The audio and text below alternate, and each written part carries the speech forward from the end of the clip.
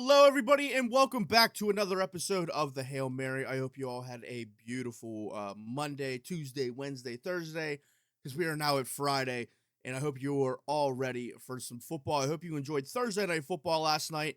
Not a ton really going on in the news right now for sports. Hopefully, we have a better weekend for that, but we do have some topics that I would like to talk about. So let's talk about Thursday Night Football last night. Talk about how Jaden Daniels and the Washington Commanders, it seems like they're taking a step back, which I said that they would, but we'll talk about that. The Miami Dolphins are reeling right now. Their fans are sick of it. It seems like the players are sick of it. We're going to talk about that. Everything that's going on with Angel Reese. She might be on her way out of Chicago.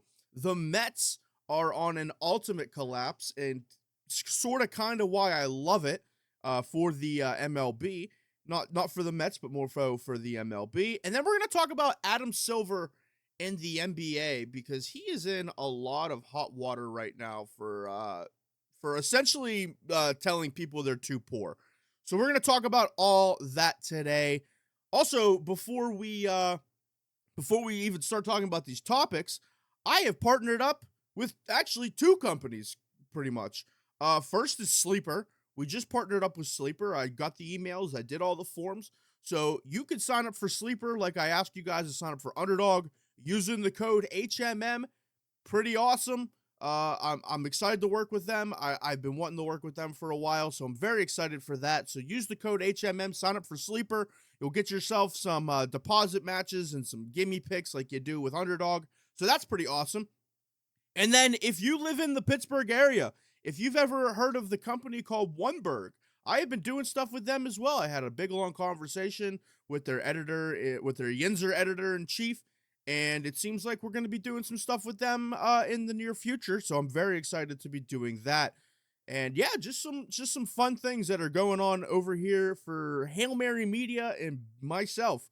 So I am very excited for all that. But you don't really care about all that. Let's talk about what you're here to listen to, and that is about sports. And let's talk about Thursday Night Football last night. The Washington Commanders taking a step back. I made a video talking about how I believe that Jaden Daniels may have a sophomore slump. And it wasn't for the fact that I thought that they were going to be bad. I didn't think that they were going to be the worst team ever. Usually when people hear sophomore slump, they think, oh, he's going to end up throwing for only like 1,000 yards and 15 interceptions. That's not what I was saying at all. I was saying he was going to have a sophomore slump in terms of fan expectation. Because as a rookie, Jaden Daniels made it to the NFC Championship game. He had that team, neck and neck in the NFC. Now they ran into, obviously, the Super Bowl champions, the Philadelphia Eagles. They got steamrolled. They gave up 55 points in the NFC Championship game. But I said that he is going to have a sophomore slump in terms of fan expectations. Because everyone's like, oh, well, he has another year under his belt. He's going to take that next step. So if he made it to the NFC Championship game, he should obviously make it to the Super Bowl or possibly win the Super Bowl. I was trying to get people to, calm their jets on that a little bit because that is such high expectations for him. Like, that's crazy. Like, if you went into the season as a Washington Commander fan expecting him to do that, you were setting him up for absolute disaster. And I was called every name in the book when I brought that up. They were like, oh my God, you're such an idiot. I said, oh, well, all these defensive coordinators, they're going to have tape on him. And they're like, oh, well, don't you know that Jaden's going to have tape on them as well? And it's like, buddy, you don't get it. Like, they just didn't get it. They thought that I was hating on Jaden Daniels. I was not hating on Jaden Daniels. If they go on and win the Super Bowl, I will be very happy for him. I think that he was better. He was a better pick in that draft than Caleb Williams. I felt that he should have been the number 1 overall pick over Caleb Williams. Like, I like Jaden Daniels. I have no skin in the game either because I'm not a Eagles fan, a Dallas fan. I'm not a fan of any team in the NFC. I quite literally could care less as long as he's not playing my favorite team in the Super Bowl. So what we saw last night from Jaden Daniels and the Washington Commanders, not just Jaden Daniels. I thought Jaden Daniels was still slinging the ball. What was going on with them, though, is In obvious passing situations, I get that the Green Bay Packers have a very good defense right now with Micah Parsons, Rashawn Gary was eating. And when Micah Parsons is on the field, he elevates everybody else. But you kind of knew when it was an obvious passing situation, Micah Parsons was getting home. Micah Parsons' get off was insane yesterday. The dude looked like Reggie White. And I don't want people to be like, what do you mean? He's not Reggie White. He looked like Reggie White last night. His get off was crazy. He was getting to the quarterback fast. He was dominating tackles. He looked very, very elite. And if I'm Jerry Jones right now, I'm punching air because you gave that up for. I get you got 2 first-round picks. I get you got Kenny Clark, but dude, if you had him on your team, you may have beaten the Philadelphia Eagles last Thursday night. But I digress on that. It just seemed like the Washington Commanders. This was a test to see if they could keep up with one of the top teams in the NFC. And again, I understand that it's early. I understand it's only week 2 of the NFL season. But right now, this litmus test for them didn't prove that they could really hang. Like, the game should have been worse than it was. Because we're going to talk on the flip side, Jordan Love. Listen, I tweeted yesterday, this guy looks like Caleb Williams without painted nails. For some reason, he was having a hard time hitting open receivers. It was brutal to watch. Matthew Golden should have had 8 touchdowns in this game, but he just kept overthrowing receivers. But for some reason, he was able to find Tucker Kraft wide open every single time and get the ball to him when he needed to. So there's something going on with Tucker Kraft that there isn't with the rest of the receiving core. This game should have been a lot worse than I think it actually was. And the Packers last night, to me, proved that they are an upper echelon team in the NFL. And the Washington Commanders, to me, proved that they are taking a step back. Again, very early in the season, anything can happen. Any injuries have happened. You just saw it yesterday. Big injuries happened. You saw Jalen Reed. He broke his collarbone. Austin Eckler just snapped his Achilles, which I absolutely hate to see that for him because the dude is, getting up there in age, and this could potentially mean the end of his career. I really hate to see that because he still is a fun running back to watch, but you really hate to see that. But going with that, anything can happen. It's just that right now, it seems like the Washington Commanders are taking a step back. It seems like the Green Bay Packers are the upper echelon type team in the NFC, and the Washington Commanders prove that they are not on that level right now. And that's what I was talking about when I said a sophomore slump. I did not mean that Jaden Daniels is going to go out there and only throw for 1,500 yards and throw 20 picks and 2 touchdowns. It's not what I meant at all. I meant fan expectations. There's going to be a sophomore slump. So that's what I meant. More NFL news going on. The Miami Dolphins and their fans are seemingly sick of Mike McDaniel. So we talked about this in a TikTok video. There is a GoFundMe going on right now. Now, it was only a $900 goal to get Mike McDaniel out of being the head coach of the Miami Dolphins. And listen, that's just fan chatter. That's just noise.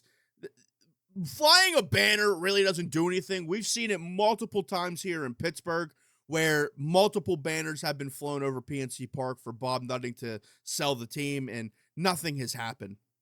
So flying a banner has proven to not really make any sort of a difference.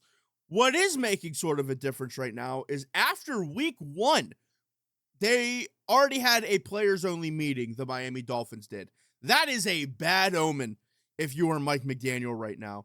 If they lose this week to the New England Patriots, which for some reason they're a favorite in that game, I don't get it. I get the Patriots lost to the Raiders, but the Dolphins were bad. Like, not good whatsoever. I can't believe they're a favorite in this game. I feel like the Patriots' money line is free money, to be honest, which that's why the Patriots are probably going to lose. But if they lose this week, then they got to play the Buffalo Bills on Thursday night. They're going to get destroyed on that game. That is going to literally be a public execution on TV. I don't think they're going to be allowed to show that on Prime because that is going to be just I am, oh my God, I'm scared. I'm scared for the Miami Dolphins, and I'm not even a Dolphins fan. And then they play the New York Jets. I think that possibly may be the line in the sand for them, honestly, where if they say they beat the Patriots and they get beat down, they get beat down by the Bills, and then they lose to the Jets. I think that's going to be like the end all be all. Like, hey, Mike McDaniel, you're done. Sayonara, see you later. We're going to bring somebody else in because our season is pretty much over. And I like Mike McDaniel. I really do. The whole thing with Rex Ryan calling him nerd boy, that's bullshit. Because if I'm Mike McDaniel, I'm coming back and I'm calling you fat boy. Because, listen, I'm a head coach in the NFL. You're sitting on a panel right now, and let's be honest, you're fat as shit. So Rex Ryan in that aspect can go fuck himself. The Dolphins, though, I think it may be beneficial for them to move on from Mike McDaniel. And I think it would be beneficial for Mike McDaniel to move on from the Miami Dolphins. Seeing what's going on with, like, the Lions, all the struggles, well, not even struggles, all the injuries that the 49ers have. I think that he should go on their rosters, either like the 49ers or the Lions is like a in-game coordinator, in-game advocate, something like that, some fancy name where he'll get paid. And then you boost him to OC the next year. Because I still feel like this guy could be a good offensive coordinator in the NFL. I really do. Just right now, it's not working out in terms of being a head coach. Were there a lot of high expectations when they had Tua looking good? They had Jalen Waddle. They now had Devon Achane. They traded for Tyreek Hill, and everybody's like, oh my God, this is a Super Bowl caliber offense. Like, this is disgusting. Who's going to stop us? We're going to kill you with speed.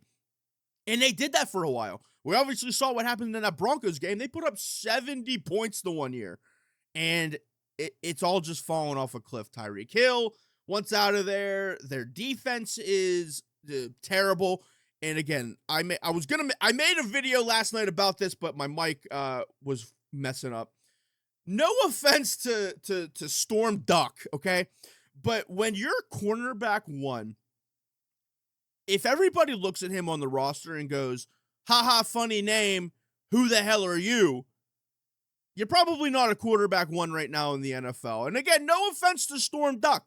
I'm not saying he can't pan out to be a cornerback one in the NFL, but I think a lot of people just look at him and go, who the hell is that? Haha, funny name. So that's a problem for the Miami Dolphins. And that's really not a Mike McDaniel issue. The issue, though, is when GMs make mistakes, they usually first take it out on the head coach. But if I'm Mike McDaniel, things aren't looking good. You already have fans flying banners over the stadium saying to fire you, to fire the GM as well. They were going to add Tua to that banner, apparently, but they said that Tua's brain is scrambled because of mistakes made by the GM, so they're not going to put all the blame on him, which I guess is nice of Miami Dolphin fans. But then you also have a player-only meeting. You have Tua yelling at the media. Tyreek Hill is taking Madden wagers right now. He doesn't seemingly really care about the team. This team is in shambles right now, and I think Mike McDaniel, if they lose this week, he's losing his job. If they're going to get beat down by the Bills, I think they already know that. So I think if he loses this week, he's gone. They're going to get beat down, and then if he loses versus the Jets, he's gone. I think if they start off either 0-2 or 1-4, he's gone. So things are not looking the best for Mike McDaniel, and I hope that he can find a job somewhere else, potentially as an offensive coordinator next year, because he's the type of guy that I would love to continue seeing in the NFL. I think he's good at scheming. I just think he needs to learn a little bit more how to be a head coach in the NFL. And maybe if he's behind somebody like a Dan Campbell and he gets, I don't know, a little bit more ruthless, I guess. I know that that's not his persona, but maybe he needs to take elements of himself and add it with a little bit of Dan Campbell, something like that. You get what I'm saying. He could be a good head coach in the NFL. It's just going to take a little bit of time. And he's still very young. He's one of the youngest head coaches right now in the NFL. He'll figure it out for sure. I just think that he maybe should take an OC job right now. All right, we're going to stick away from the NFL, and we're going to talk about the WNBA. Angel Reese has been making headlines because her time in Chicago, the Chicago Sky, may be done, and I feel that the Chicago Sky have a chance to do the funniest thing ever. So Angel Reese was suspended first for her technical fouls. She accumulated too many of those, so she was suspended by the league. On top of that, she was suspended by her own team, the Chicago Sky, for pretty much coming out and saying that everybody else on the team sucks, which I don't frankly mind if somebody does that if everybody else is playing bad. It's just the fact that she's still only in year 2 of the league and she's carrying herself. I'm not going to fault her for carrying herself as a vet because you kind of want to see that. It means maturity. But you probably shouldn't come out and just blatantly say that your team sucks. You get what I'm saying? Where she said that the team needs more great players and they need to stop refusing to settle for mediocrity. I get that. Like, I don't mind that in that aspect. It's just that it's a combination of things where you are seemingly a human lowlight reel right now for the internet. Ever since Caitlin Clark got hurt, I haven't seen much of anything about the WNBA on my timeline.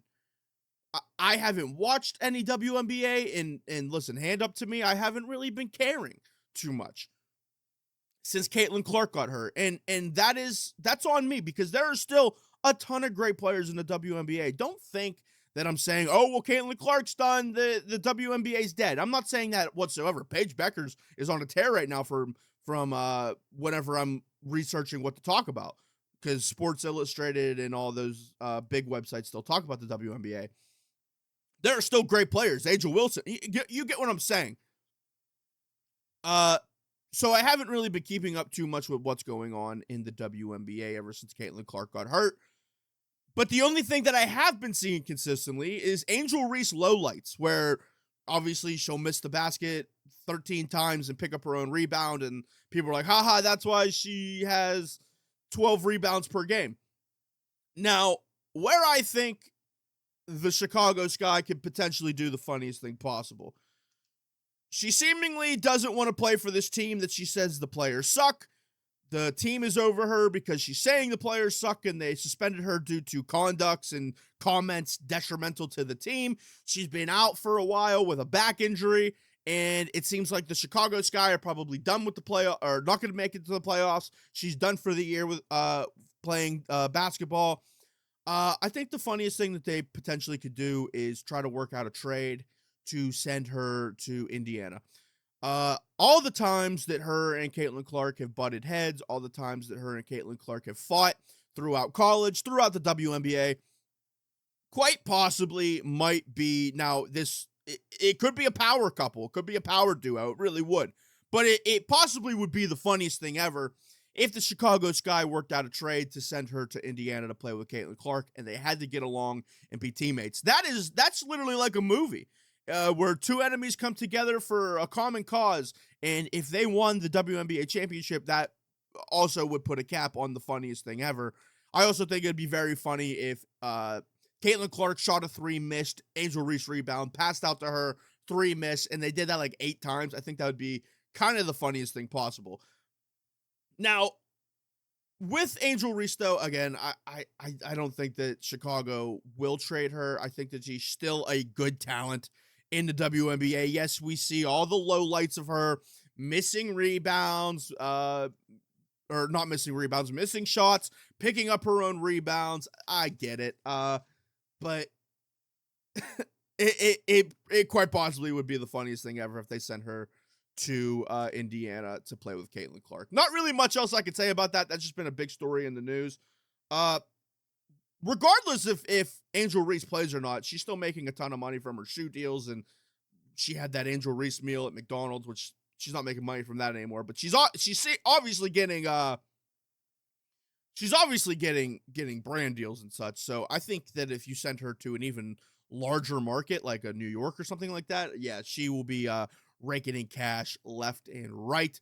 And I probably should start watching the WNBA again. That's kind of the biggest overarching theme of this this segment, that I probably should watch a little bit more WNBA. And also, I think that Caitlin Clark and Angel Reese should be teammates. That would be the funniest thing possible. All right, let's move on to our next topic, and we're going to talk about baseball. Yeah, what the hell's going on with the New York Mets? The Mets have collapsed. The Mets right now, they just got swept by the Philadelphia Phillies. And most of those games, they had early leads. What is happening with them? They have been underperforming, I think, since like June 13th or something like that. They have the 4th worst record in all of baseball, and they're probably going to be booted out of a wild card spot, and they won't make the playoffs, which would be absolutely insane, having a large market team like that not making it to the playoffs. And this goes hand in hand for me with one aspect of it being very funny, and I kind of love it. And on the other hand, I absolutely hate it because I'm a Pittsburgh Pirate fan. So we'll talk about why I love it. I love that in baseball, you can buy a team. We've seen it before. The Dodgers have bought their way to championships. They have every best player, Shohei Ohtani and Mookie Betts, and every other great player under the sun. And then you take teams like the New York teams, the Yankees and the Mets, where they have tons of good players. They have a very high payroll, and yet they just cannot win a championship. I get the Yankees made it last year. Guess who they ran into? Another team who buys their team, the Dodgers. That's where I find it very funny is a lot of these owners just think, oh, well, we didn't make it to the World Series, so that just means let's put another $1 billion on our payroll. It's so funny to me because in the end, you can't buy your team. You could buy good players, but you cannot buy a good team. And it seems like the New York teams have not figured that out yet. I feel like the New York teams haven't figured out that baseball is still a little bit about chemistry on top of having a good roster. And we're seeing it right now with the Mets, where the Mets have made some mistakes. They have bullpen failures. They have defensive mistakes. They are on offensive cold streaks right now. And they're potentially going to miss the playoffs with one of the highest payrolls in all of baseball, getting swept by the Philadelphia Phillies, where after the Phillies lost Zach Wheeler, it looked like Met fans were probably cheering in the streets. They were probably super excited that they were like, hey, we can win this division now. The Phillies aren't looking the best, and they just lost their best pitcher. Yeah, no, that's not going on right now. So I love that aspect of baseball where it's just rich people thinking that they could buy their way to a championship, and then they just get shot down most years. Because the Dodgers do buy their championships, but they also still try to keep their cores intact and have chemistry, and they obviously have the best players in baseball. I will say that helps as well. Where I absolutely hate it, and this is being a Pittsburgh Pirate fan, Bob Nutting is looking at the New York Mets, if he even watches baseball. I doubt he actually watches baseball, but Bob Nutting is seemingly looking at the New York Mets saying, well, they buy their roster every year. They pump $1 billion into their roster every single year. And look at them. They're not making the playoffs. So why do I have to put a good product on the field if there's a chance that we may not make the playoffs? And this is why the MLB, I don't care if they have a salary. I don't care for a salary cap in baseball, whatever. There's never going to be a salary cap in baseball. The players would never agree to it because it's less money in their pocket. But for the love of God, for the love of everything that is holy in this world, we need a salary cap floor. Because Bob Nutting is looking at a team like the Mets, where if they miss the playoffs and he goes, they've pumped $1 billion into their roster. Why should I even spend 1/10 of that? It hurts baseball. It really does. He's not going to field a competitive roster because he sees what's happening with the Mets, and he's going to convince himself that it's not worth putting together a good roster. It's not worth spending money because anything can happen towards the end of the year. Oh, the Pirates can go on a run and make it to the wild card spot. Newsflash, buckaroo, no pun intended. They won't. They can't. They definitely will not. They definitely will never. And Paul Skeens will not be a Pittsburgh Pirate. But yeah, the Mets are reeling. The Mets, I feel bad for Frank the Tank, man. Frank the Tank does not deserve this. Frank the Tank deserves better. The Mets look good last year, too. I can't believe it. So the Mets are reeling, and I love it. I hate it. That's what I want to talk about. Something that I absolutely hate right now, or someone that I absolutely hate right now, is Adam Silver. So we'll talk about that in our final segment. So, hey guys, before we talk about our final segment, which is the NBA, I alluded to it in the beginning. I did partner up with Sleeper in their picks app. So if you want to check them out, use the code HMM and sign up.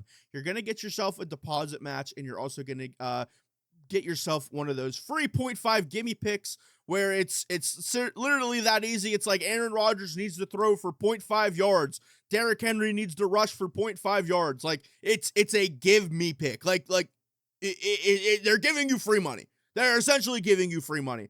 So sign up for Sleeper Picks using that code HMM. And on top of that, you're like, oh, Sleeper Picks, this is awesome. I love this. I want even more. Sign up for Underdog as well. Use the code HMM. You're going to get yourself another gimme pick. 2 gimme picks? That's crazy. 2 gimme picks for 1 code. Now you got to put that 1 code on 2 different websites, but 2 gimme picks, 2 deposit matches, just 1 day of awesome fun. I didn't know how to really phrase that, but sign up for Underdog using the code HMM. Check out Sleeper Picks using the code HMM as well. I'm very excited to be working with Sleeper on top of working with Underdog. So yeah, check them out. Check out Sleeper. And let's move on to our final topic. We're going to talk about why Adam Silver is a jerk. He's a piece of shit for what he said. Essentially telling poor people that they're not allowed to watch the NBA. So the NBA has been making waves right now for their newest rule change. We'll talk about that first. So the NBA now has the heave rule. So the heave rule will be taking effect in the 2025 and 2026 season, where shots that are launched from 36 feet or more in the final 3 seconds of the first 3 quarters, where when the play starts in the backcourt, will only be counted as a team attempt and will not count towards individual shooting percentage. So this is going to encourage players to take more end of the quarter long buzzer beater shots, which makes the game more exciting. I think this is stupid. I want players to take more of these shots because yes, it is more exciting. And yes, you could put points on the board, but making it where it doesn't count towards your shooting percentage, I think is dumb. I really think it's dumb because guess what? It's a shot.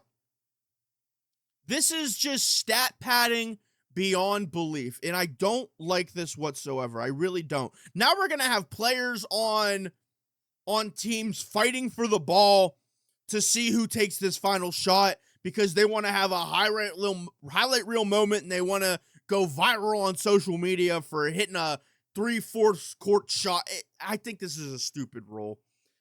I don't think that it's stupid in the fact that I think players should be taking these shots because if you have any opportunity to put points on the board, I don't know why you would pass that up.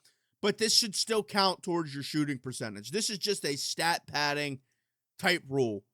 And if that's what the NBA wants to become, a stat padding type league, I guess that's all in their favor, which goes hand in hand with the comment that Adam Silver made. So Adam Silver talked about the NBA because there are a lot of people who are upset about the streaming platforms and the way that the NBA is going to be broadcasted, where there's going to be a Tuesday night game on Prime and then on Peacock, and people just to watch a normal regular season game are going to have to buy every streaming service under the sun. Adam Silver essentially came out against poor people and was saying, well, the NBA is a highlight reel type league. So if you, now I'm paraphrasing this. This isn't his exact words. This is pretty much what he meant. I'm going to say what he meant. Adam Silver pretty much said, if you are poor, sucks to suck, just watch the game on social media because we are a highlight reel based league and you could see all the top highlights of the game on Twitter, X, Instagram, TikTok. Like, what a bullshit thing to say. Why not actually, like, I get it. You want all of your content to be on different streaming platforms. You want to diversify. You're getting more money from these platforms. I get it. Maybe come out in a different way and say that. Not just like, hey, haha, you're poor. You can't afford Peacock and Amazon Prime. Well, you got to watch the game then for free on Instagram. Like, that's such a bullshit thing to say.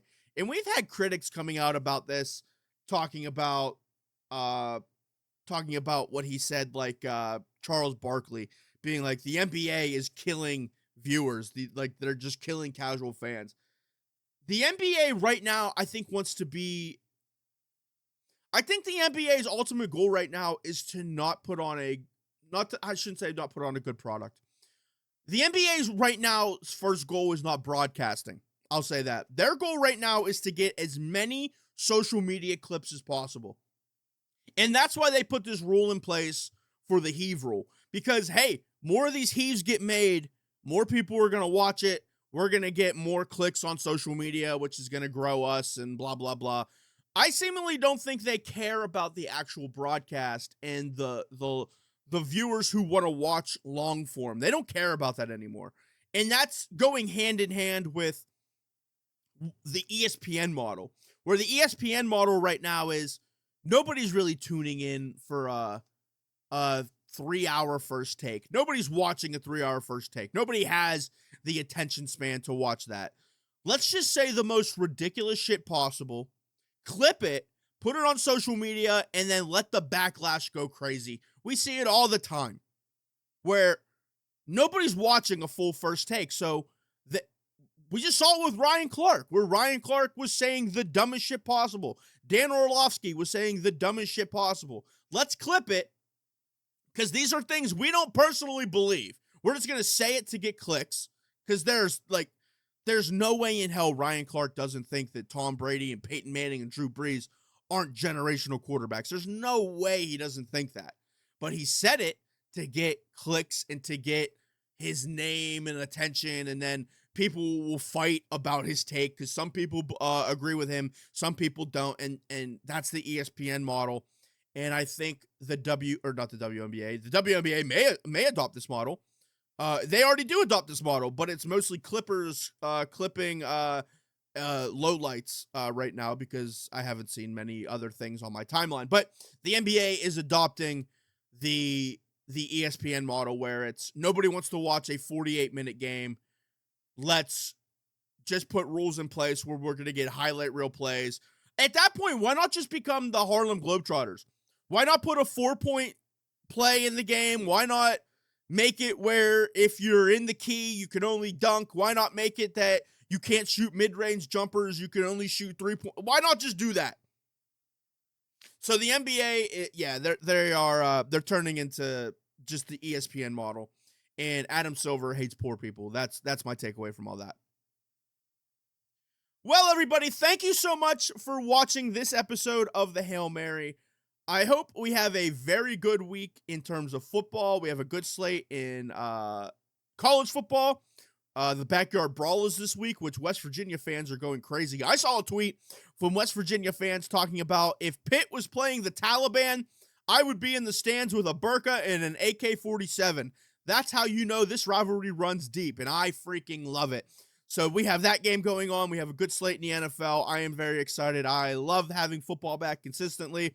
So have a beautiful week, everybody. I will be back on Monday to hopefully talk about even more things that have happened in college football, the NBA, high school football. I've been covering a lot of high school football stuff over on TikTok, and it's been doing very well for me. So I hope we have some awesome high school football things that happen this week.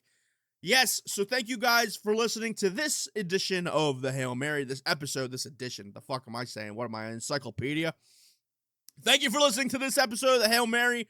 Be sure to follow us on all social platforms. Facebook, Instagram, TikTok. We're on YouTube Shorts.